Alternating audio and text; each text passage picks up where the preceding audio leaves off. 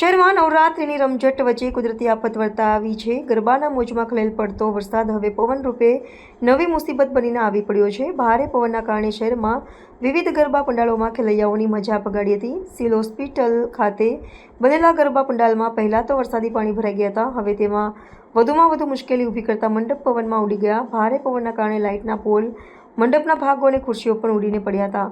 છેલ્લા 2 દિવસથી શહેરમાં પવનની ભારે ઝડપ નોંધાઈ રહી છે। ખાસ કરીને ઓપન ગ્રાઉન્ડ પર આયોજિત ગરબામાં ભાગ લેનારા ખેલૈયાઓ અને યુવાઓ માટે આ પરિસ્થિતિએ મુશ્કેલી ઊભી કરી રહી છે। ડીજે સાઉન્ડ સિસ્ટમને પણ ભારે નુકસાન પહોંચ્યું છે, જેના કારણે ઘણા સ્થળોએ મ્યુઝિક બંધ કરવાની નોબત આવી છે। આદર્શ અને ઉત્સાહથી ભરેલી નવરાત્રિની ઉજવણી હવે કુદરતી વિઘ્ન સામે ઝઝૂમતી જોવા મળી રહી છે। તંત્ર દ્વારા પંડાલોની સુરક્ષા અને આધુનિક વ્યવસાયો અંગે તાત્કાલિક પગલાં લેવા જરૂરી બની રહ્યા છે। હું મહર્ષિ ત્રિવેદી છું, અહીંયાના સ્ટુડન્ટ યુનિયનનો જનરલ સેક્રેટરી। નવરાત્રીનું આયોજન છે ને કઈ પ્રકારના પવનને કારણે જે નુકસાન થયું છે શું કહેશો? જો વરસાદની આગાહીના કારણે અમે વિચાર્યું હતું કે છેલ્લા 5 દિવસ અમે નવરાત્રી કરીશું, પણ હવે ઇન્દ્રદેવ આપણો સાથ ના આપ્યો અને 27 તારીખથી જ બહુ ધુવાધાર વરસાદ આવે છે। એના લીધે જે આપણે ગ્રાઉન્ડનું લેવલિંગ કરાયું હતું એ બધું બગડી ગયું હતું। અમે 2 દિવસથી બહુ કોશિશ કરીએ છીએ કે લેવલિંગ જે બગડી ગયું છે એને પાછું શરૂ કરીએ।